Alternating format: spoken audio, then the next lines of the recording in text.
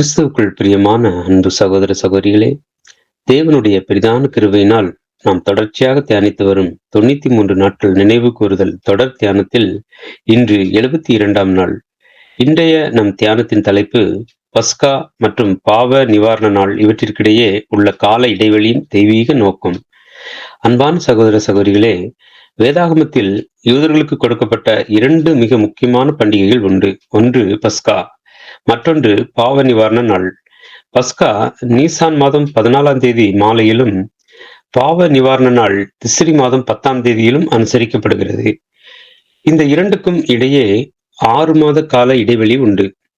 வெவ்வேறு காலங்களில் அனுசரிக்கப்படும் இந்த இரு அனுசரிப்புகளும் வெவ்வேறு நோக்கங்கள் கொண்டவை போல தோன்றினாலும் நிஜத்தில் கிறிஸ்துவுக்குள் இவை இரண்டும் மிகச் சரியாக இணைகின்றன.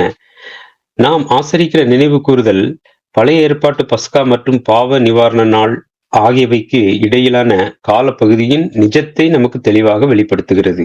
யாத்திராகமம் 12ஆம் அதிகாரம் 6ஆம் வசனத்தின்படி, நீசான் 14ஆம் தேதி ஒரு ஆட்டுக்குட்டி அடிக்கப்பட வேண்டும். அந்த ஆட்டுக்குட்டியின் இரத்தம் வாசல் நிலைக்கால்களில் தெளிக்கப்பட்டு மரண தீர்ப்பிலிருந்து இஸ்ரேல் தேசத்தில் முதல் பிறந்தவர்கள் பாதுகாக்கப்பட்டனர். இது ஆண்டுதோறும் ஒரு குடும்ப நினைவாக ஆசரிக்கப்பட்டது. அதாவது மரணம் அவர்களை தாண்டி சென்றதை குறிக்கிறது. யோவான் 19ஆம் அதிகாரம் 14ஆம் வசனத்தின்படி, கிறிஸ்துவும் அதே நீசான் 14ஆம் தேதியில் சரியான நேரத்தில் சிலுவையில் பலியானார். இதன் மூலம் மனித குலத்திற்காக ஈடுபலி எனப்படும் மீட்கும் பொருளின் விலை வழங்கப்பட்டது. திஸ்ரி மாதம் 10ஆம் தேதி என்பது பாவ நிவாரண நாள். அன்று மகா பிரதான ஆசாரியர் மகா பரிசுத்த ஸ்தலத்தில் நுழைந்து காளை மற்றும் கர்த்தருடைய ஆட்டின் இரத்தத்தை கிருபாசனத்தின் மேல் 7 முறை தெளிப்பார். இது ஒட்டுமொத்த தேசத்திற்குமான பாவ நிவிருத்தி ஆகும். மேலும் இது முழு தேசத்தையும் தேவனோடு ஒப்புரவாக்கும் பணியை குறிக்கிறது. இந்த 2 பண்டிகைகளும் சுவிசேஷத்தில் எப்படி நிறைவேறுகின்றன என்று பார்ப்போம்.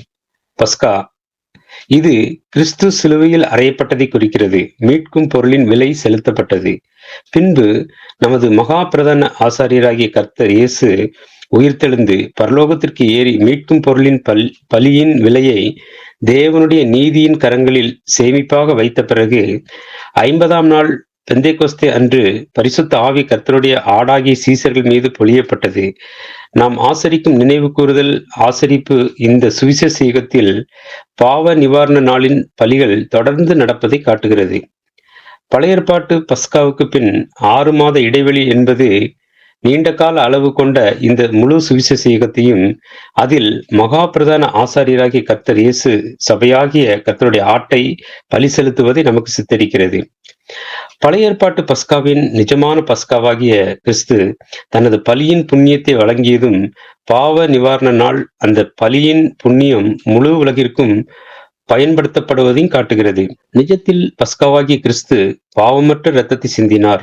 இன்று சுவிசேஷ யுகத்தின் அறுவடை காலத்தில் சபையாகி நாம் அவருடைய உடன் ஆசாரியர்களாக இருந்து அந்த மீட்கும் பொருளின் புண்ணியத்தை பறைசாற்றுகிறோம். வருகிற நினைவு கூறுதல் பஸ்கா அனுசரிப்பு என்பது பரலோகத்தில் கிறிஸ்து நமக்காக செய்து கொண்டிருக்கும் அந்த தொடர்ச்சியான பாவ நிவாரண நாளின் வேலையை நமக்கு நினைவூட்டுகிறது.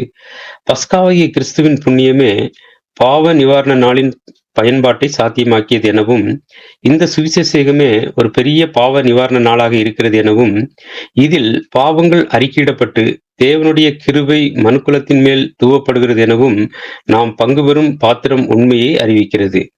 நாம் கேட்ட இந்த சத்தியத்தை நம்முடைய இருதய பலகையில் எழுதி கொள்வோமாக.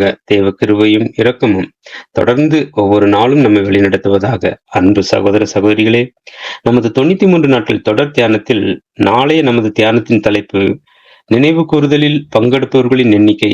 இதற்கான ஆழமான சத்திய விளக்கத்தோடு நாளை நாம் சந்திப்போம். கிறிஸ்துவுக்குள் பிரியமான சகோதர சகோதரிகளே, இதுபோன்ற அநேகம் ஆழமான சத்தியங்களை முழுமையாக பார்க்க நமது சத்திய கருவூலம் யூடியூப் சேனலை சப்ஸ்கிரைப் செய்து பயன்பெறுங்கள்.